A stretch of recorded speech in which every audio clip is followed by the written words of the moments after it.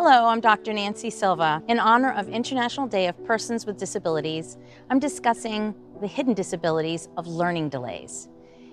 Most often, parents will come for an appointment where they typically are saying we have a behavior problem with our child and a myriad of other problems. They can't follow simple directions, whether it's at home or at school.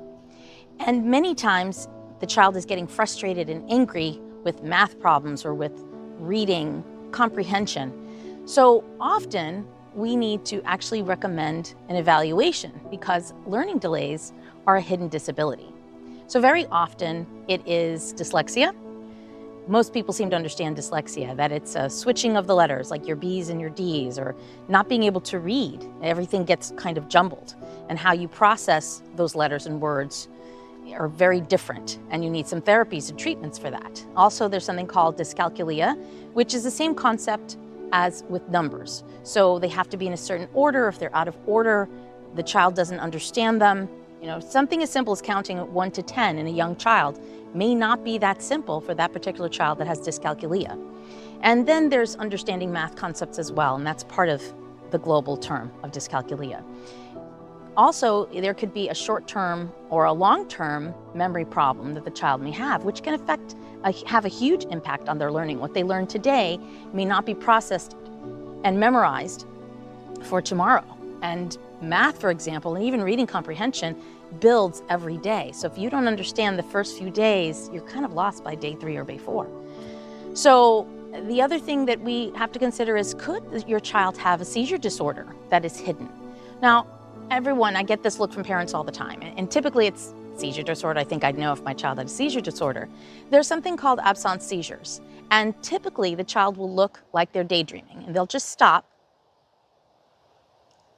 and then they might come back to the conversation. It looks like they weren't listening, and they say they didn't hear anything, and it really is a hidden seizure.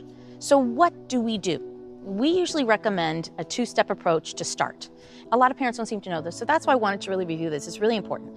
It's important for the child to get what's called a psychoeducational evaluation, and it's a very in-depth set of testing. And since we're talking about children, it's not done in a day.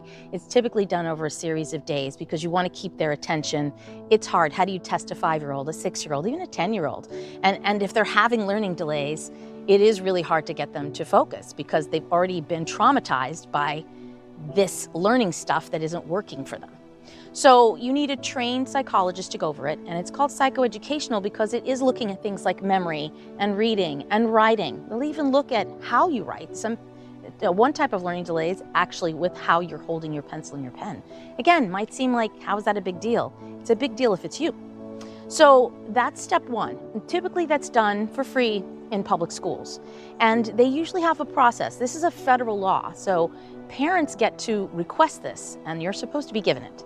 Their process is typically every 21 days or so, they'll try to see if they can make improvements in the classroom.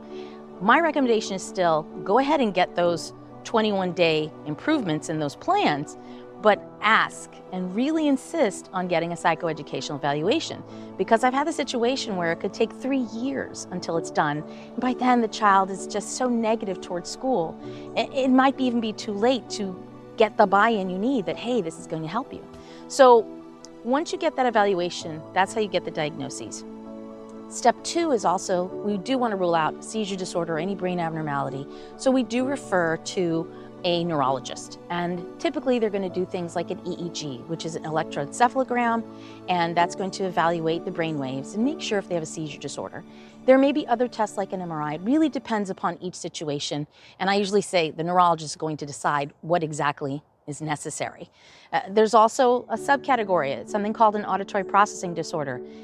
That's a big category, but that's something that neurology discusses as well. So why do we do all this? Why are these 2 steps important, the psychoeducational evaluation and the neurological evaluation by the neurologist?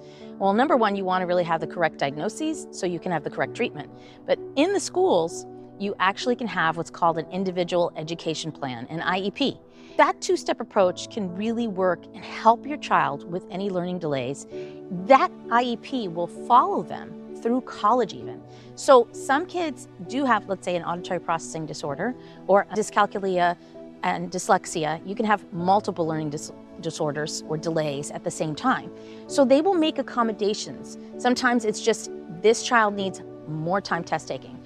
There are other times this child actually needs someone to read to them, and other times they can't necessarily write it out, but they can discuss it. So all kinds of accommodations are made.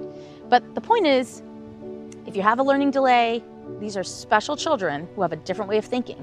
They can be just as successful as anyone. There's plenty of doctors who have dyslexia, who have dyscalculia, and they've gotten their treatment, their workarounds, and they've figured it out. But if you can have an IEP, it's making life so much easier for these kids. So once again, thank you for joining me, and I hope you have a great day. Until the next time, bye-bye.